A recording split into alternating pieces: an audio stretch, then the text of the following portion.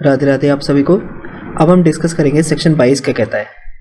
Section 22 states oral admissions as to the contents of a document are not relevant unless and until the party proposing to prove them shows that he is entitled to give secondary evidence of the contents of such document under the rules hereinafter contained, or unless the genuineness of a document produced is in question। तो क्या कहता है section 22?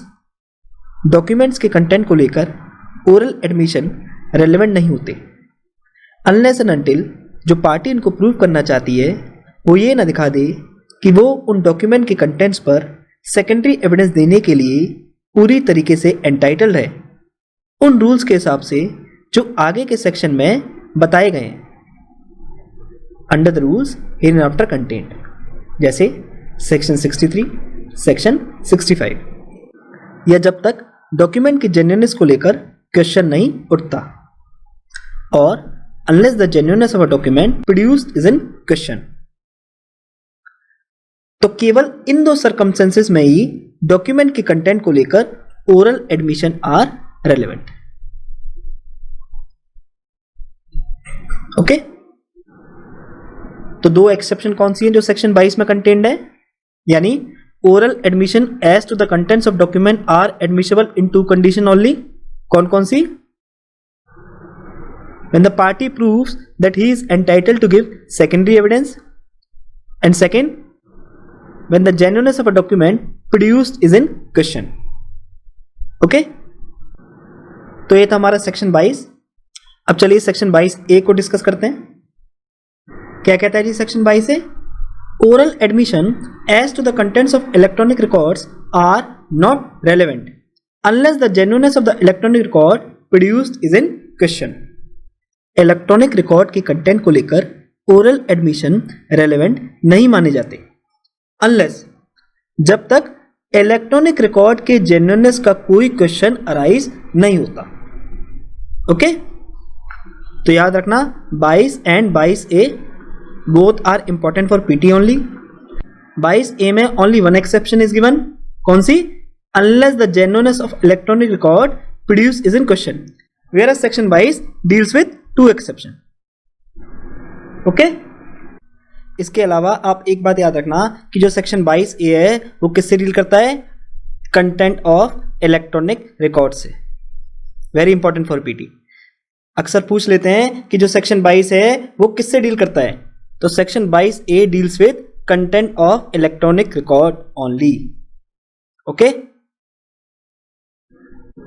अब हम section 23 discuss करते हैं। क्या कहता है section 23? Admission in civil cases when relevant. तो इससे क्या पता लगा कि ये जो सेक्शन है किससे डील कर रहा है? एडमिशन इन सिविल केसेस से ही। ठीक है, in civil cases no admission is relevant if it is made either upon an express condition that evidence of it is not to be given, or under circumstances from which the court can infer that the parties agreed together that evidence of it should not be given। तो क्या कहा section ने? Civil cases में admission relevant नहीं होता अगर वो admission इस एक्सप्रेस कंडीशन पर किया गया है कि मैं इस फैक्ट को एडमिट तो कर रहा हूं पर तुम इसे एविडेंस में लीड मत करना। ठीक है, कि मैं इस फैक्ट को एडमिट तो कर रहा हूं पर तुम इसे एविडेंस में लीड मत करना। यह एडमिशन ऐसे सर्कमस्टेंसेस में किया गया है जिससे कोर्ट ने इन्फर किया है कि पार्टीज ने एग्री कर लिया है कि इसका एविडेंस नहीं दिया जाएगा। ओके, चलिए आगे डिस्कस करते हैं सेक्शन को। Section 23 is applicable to civil cases. It lays down that in civil cases, if a person admits the liability upon an express condition that evidence of such admission should not be given, or if it is made in such circumstances that the court can infer that there was some sort of agreement that the admission will not be proved in evidence in a case, such admission will not be relevant and will not be allowed to be proved। ठीक है, वही चीजें जो हम discuss करके आए हैं, कुछ भी नया नहीं है। Very often, for the purpose of buying peace and settling disputes by a compromise, people make so many statements. If such statements are allowed to be proved in court, it will become impossible for people to talk of compromise and peace। तो देखो अक्सर क्या होता है compromise के through dispute को settle करने के लिए पार्टीज कुछ स्टेटमेंट कर देती हैं, और अगर ये स्टेटमेंट कोर्ट में प्रूव करने के लिए अलाउ कर दी गई तो इससे पार्टीज के लिए कॉम्प्रोमाइज को लेकर बात करना इम्पॉसिबल हो जाएगा। क्यों? क्योंकि उनके मन में एक डर रहेगा कि अगर मैंने एडमिट किया तो अपोजिट पार्टी कोर्ट में उसे एज ए एविडेंस लीड कर देगी, है ना। तो इस चीज को रोकने के लिए इस सेक्शन को ओरिजिनेट किया गया है, जिससे सिविल केसेस में पार्टी खुल के कॉम्प्रोमाइज को लेकर बात कर सके और डिस्प्यूट को सेटल कर सके।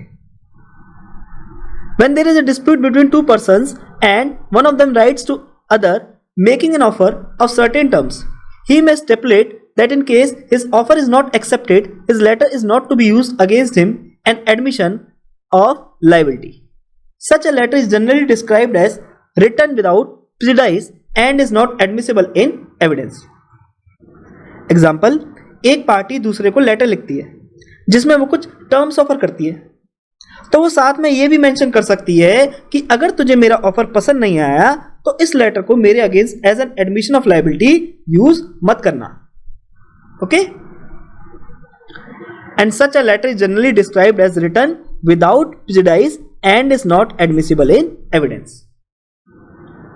It is in interest of justice that there should be end to litigation.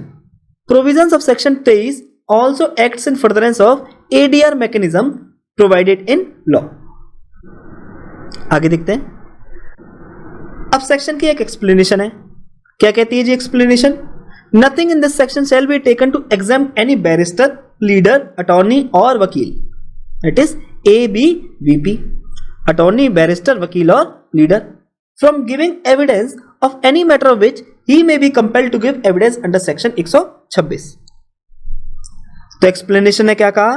इस सेक्शन में चाहे कुछ भी गिवन है, वो किसी अटॉर्नी, बैरिस्टर, वकील, प्लीडर को एग्जाम नहीं करेगा उस मैटर का एविडेंस देने से जिसको लेकर एबीवीपी को 126 में कंपेल किया जा सकता है।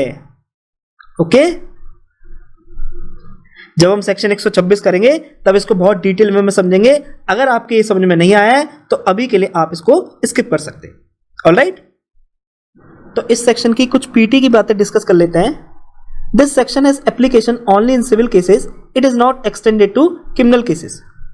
Section 23 condition regarding non use of an admission is called non prejudice clause, very important for PT, that is the admission can not be used against the party.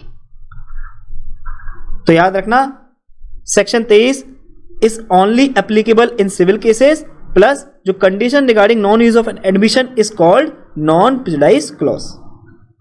Okay, तो ये था हमारा आज का लेक्चर। अगर आपको लेक्चर पसंद आया तो आप लाइक, शेयर और कमेंट जरूर कीजिएगा, और अगर आपको लेक्चर पसंद नहीं आया है तो आपको डिसलाइक करने का भी पूरा राइट है। और प्लीज आप लोग कमेंट करके अपने फीडबैक जरूर दीजिएगा, जिससे कि फ्यूचर में मैं अपने आप को और इंप्रूव कर सकूं। और अगर आप लोग चाहते हैं कि वीडियोस में किसी भी तरह का मैं चेंज करूं तो आप मुझे कमेंट करके बता सकते हैं। मैं पूरी कोशिश करूंगा चीजों को आपके अकॉर्डिंग चलाने की।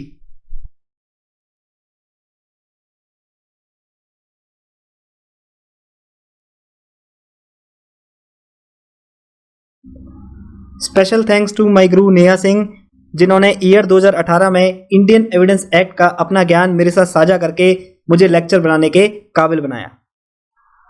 अगर आपको इस लेक्चर से कुछ सीखने को मिला है और आप मुझे कंट्रीब्यूट करना चाहते हैं तो आप मुझे कंट्रीब्यूट भी कर सकते हैं। ये है मेरा QR कोड, आप किसी भी ऑनलाइन पेमेंट एप्लीकेशन के थ्रू मुझे पेमेंट कर सकते हैं। और याद रखना, ये कंट्रीब्यूशन जो भी आप करोगे ये केवल सोसाइटी के लिए यूज किया जाएगा, जैसे कि गरीब बच्चों की पढ़ाई के लिए, उनकी शादी के लिए, गौ माता की सेवा के लिए, etcetera. Because I believe this contribution is by the people, of the people and for the people only. इसके अलावा इंस्टाग्राम और फेसबुक पे आप मेरे को फॉलो कर सकते हो, जो लिंक है वो डिस्क्रिप्शन बॉक्स में गिवन है। इंस्टाग्राम पे मैं अक्सर लाइव भी आता हूँ और प्रीवियस ईयर क्वेश्चन भी शेयर करता हूँ।